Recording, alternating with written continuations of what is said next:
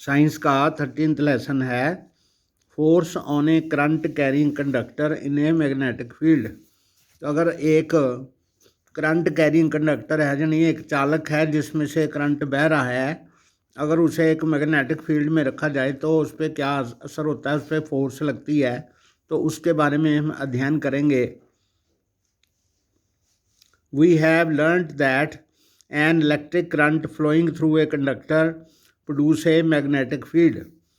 हमने पीछे पढ़ा है एक्टिविटी 13.3 और 13.4 किया है, उसमें हमें पता है कि एक जो वायर है, सीधी वायर है या लूप वायर है जिसमें करंट चल रहा है, तो उसके चारों तरफ एक मैग्नेटिक फील्ड पैदा होता है।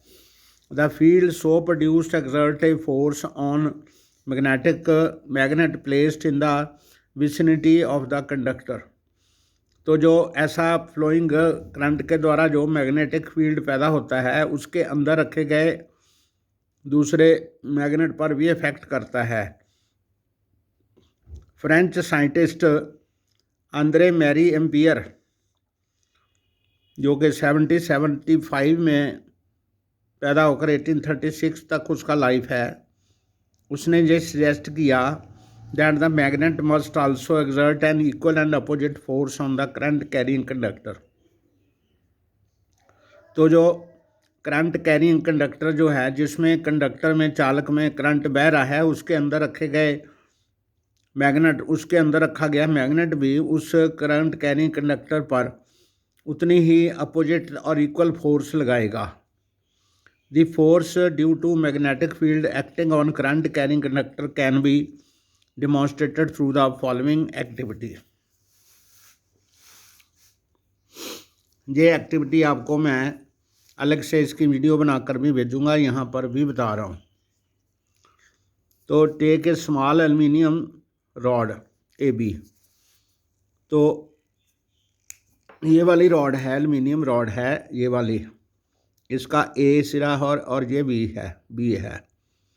इसको हमने ऐसे वायर के साथ लटकाया है। इसका जो कनेक्शन है यहाँ पर बी का कनेक्शन है, यहाँ पर ए का कनेक्शन है। इसके ऊपर ऐसे बना के ये स्टैंड है, स्टैंड के ऊपर इसको लटकाया है। और ये जो मैग्नेट है इसको भी एक फिक्स रखना है। ये मैग्नेट है ऊपर एन और एस, ये एन नीचे है एस ऊपर है, ऐसे मैग्नेट है जो कि इस रॉड के ऊपर परपेंडिकुलर है। और ये जो वायर जो है ए बी जो रॉड है वो करंट कैरिंग कंडक्टर है। इसमें से इसका ए सिरा जो है वो बैटरी के नेगेटिव के साथ और बी सिरा जो है बैटरी के पॉजिटिव के साथ की के थ्रू जुड़ता है।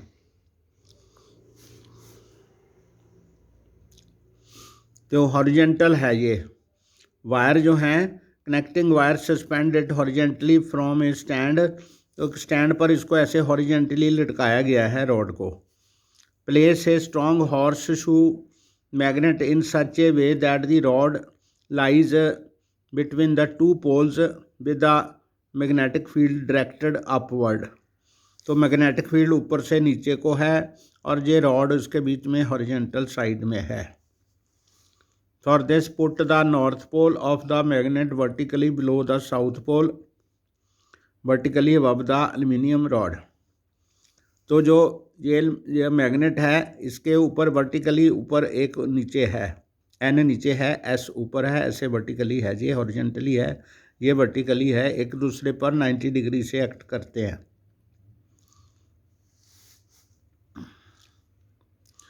Connect the aluminium rod in series with the battery to a key and a rheostat। यहाँ पर रियोस्टैट नहीं दिखाया। रियोस्टैट का मतलब होता है वेरिएबल रेजिस्टेंस होती है, ये ऐसे होता है, ऐसे वेरिएबल रेजिस्टेंस होती है, उसको रियोस्टैट कहते हैं। यानी कि ये रियोस्टैट का मतलब है कि इसमें जो करंट बह रहा है उसको हम कम अधिक कर सकते हैं, ये देखने के लिए कि उसका प्रभाव कम अधिक होता है कि नहीं। Now pass the current through the aluminium rod from end B to A। तो अगर हम इस स्विच को ऑन कर देंगे तो बी से करंट जो है ए की तरफ जाएगा। तो व्हाट डू यू ऑब्जर्व, इसमें आप क्या देखते हो? It is observed that the rod is displaced towards the left. तो ये जो रॉड है ऐसे अंदर की तरफ, लेफ्ट की तरफ जाएगी। You will notice that the rod gets displaced. तो यानी कि ये जो मैग्नेट है इसके ऊपर, रॉड के ऊपर फोर्स लगाएगा, जिससे जो रॉड है सीधी लटकती नहीं रहेगी, इस तरफ को चली जाएगी। अब हम क्या करेंगे? Reverse the direction of the current flowing through rod and observe the direction of its displacement. तो अगर हम ये जो बैटरी के टर्मिनल हैं, पॉजिटिव इधर कर देंगे, नेगेटिव इधर कर देंगे, इसके स्विच को, इसके टर्मिनल को चेंज कर देंगे, तो अब करंट जो होगा, जो पॉजिटिव इधर है तो ये करंट ए से बी की तरफ जाएगा। तो ये रॉड है, अब पहले जो अगर ये अंदर की तरफ, ये रॉड ऐसे अंदर की तरफ गई थी, तो अब ये इसका करंट का रिवर्स करने से ये करंट, जब इसका करंट रिवर्स कर देंगे, इसकी डायरेक्शन को चेंज कर देंगे, बैटरी का पॉजिटिव इधर नेगेटिव इधर लगा देंगे, तो अगर ये पहले अंदर को गई थी तो अब ये रॉड जो ऐसे बाहर को लटकती हुई बाहर को आएगी। ये जो इसके ऊपर फोर्स लगती है ये परपेंडिकुलर लगती है। जैसे मैग्नेट जो है उसकी डायरेक्शन ये है और इसकी जो ये है करंट कैरिंग कंडक्टर की, तो इसकी ये होगी, ये एक दूसरे पे, तीनों जो हैं एक दूसरे पे 90 डिग्री पे होंगी। The displacement of the rod on the above activity suggest that a force is exerted on the current carrying aluminium rod when it is placed in a magnetic field। तो ये जो इसकी जो एल्युमिनियम रॉड की displacement होती है वो ये शो करती है कि जो करंट कैरिंग एल्युमिनियम रॉड है, अगर उसको एक मैग्नेटिक फील्ड में रखा जाए तो जब उसका करंट ऑन होता है तो ये जो मैग्नेटिक फील्ड है उसको, उसके ऊपर एक फोर्स लगाता है। It also suggests that the direction of the force is also reversed when the direction of the current through the conductor is reversed। इससे ये भी पता चलता है कि जब हम इस रॉड में से करंट की डायरेक्शन को चेंज करते हैं तो जो फोर्स है वो भी रिवर्स हो जाती है। Now change the direction of the field to vertically downward by interchanging the two poles of the magnet। तो अब हम इस मैग्नेट को उल्टा कर देंगे, ये नॉर्थ नीचे था उसको ऊपर कर देंगे, इसको साउथ को नीचे कर देंगे। It is once again observed that, अब फिर से ये हम देखेंगे कि the direction of the force acting on the current carrying rod gets reversed. तो जो फोर्स है वो भी रिवर्स हो जाएगी। It shows that direction of the force on the conductor depends upon the direction of the current and direction of the magnetic field. इससे ये सिद्ध होता है, ये पता चलता है कि जो फोर्स की डायरेक्शन है वो दो चीज़ों पर डिपेंड करती है। एक तो करंट डायरेक्शन के, करंट की यानी करंट की डायरेक्शन पर निर्भर करती है, और मैग्नेटिक फील्ड की डायरेक्शन पर निर्भर करती है। Experiments are shown that displacement of rod is largest from the magnitude of force highest when the direction of the current is at right angles to the direction of magnetic field. जब ये जो current carrying conductor है magnetic field के 90 degree में होता है तो ये डिस्प्लेसमेंट की जो फोर्स मैग्नेट लगाता है उसके ऊपर, तो ये तब राइट एंगल पर होने पर ये मैक्सिमम होती है। The direction of the magnetic field in such conditions we can use the following rule to find the direction of the force on a conductor. तो ये जो एक्टिविटी 13.7 हमने करी है तो उससे हमें ये लेफ्ट हैंड थंब रूल मिलता है। इसको we considered the direction of the current and that of the magnetic field perpendicular to each other and found that the force is perpendicular to both of them. तो हमने देखा कि जो current का direction है और मैग्नेटिक फील्ड का direction है, तो जो फोर्स का डायरेक्शन है उन दोनों से राइट एंगल में होता है। The three directions can be illustrated through a simple rule called Fleming's left hand rule. तीनों की जो डायरेक्शन है वो फ्लेमिंग लेफ्ट हैंड रूल से बताई जा सकती है. According to this rule stretch the thumb four finger, ये फोर फिंगर है और ये मिडल फिंगर है. Stretch the thumb four finger and the middle finger.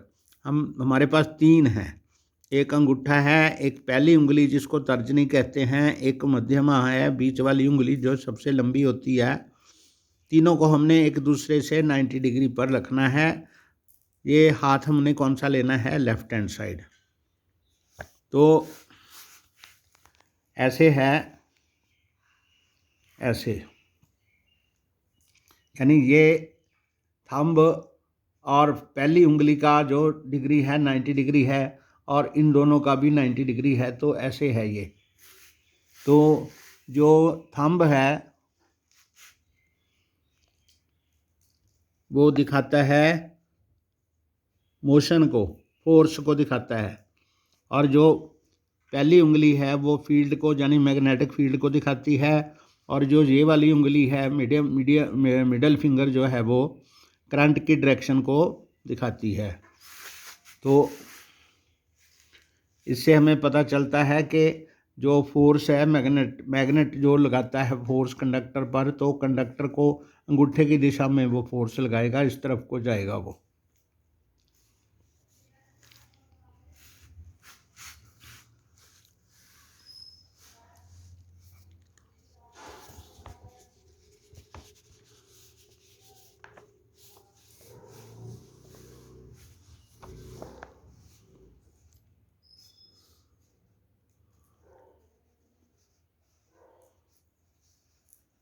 If the first finger points to the direction of the magnetic field and the second finger in the direction of the current, पहली उंगली जो है वो magnetic field की direction में बताती है और दूसरी उंगली जो है करंट की डायरेक्शन दिखाती है, then the thumb will point in the direction of the motion or the force acting on the conductor. तो जो अंगूठा है वो फोर्स की डायरेक्शन में दिखाएगा. यानी ये जो फोर्स है इसको आप करंट को आप चाइल्ड मान लो, फील्ड को आप फादर मान लो, मोशन को आप मदर मान लो. ठीक है, करंट जो है वो चाइल्ड है और एफ जो है वो फादर है, तो एम मोशन जो है वो मदर है. इसको इस हिसाब से भी आप देख सकते हो. तो devices that use current carrying conductor and magnetic field include electric motor. तो इस लॉ से, इस नियम से हम इलेक्ट्रिक मोटर बनाते हैं जिसके अंदर कंडक्टर्स होते हैं और मैग्नेटिक फील्ड होता है. तो इलेक्ट्रिक जनरेटर में भी ये आता है, लाउड स्पीकर में भी आता है, माइक्रोफोन्स में आता है, एंड मेजरिंग इंस्ट्रूमेंट्स जिसमें कॉइल होती है, जो करंट उसमें आता है तो कॉइल से सुई जो है मूव करती है. In the next few sections we shall study about electric motor and generator. तो ये है एक्टिविटी 13.7. तो आज हमने ये पढ़ी है.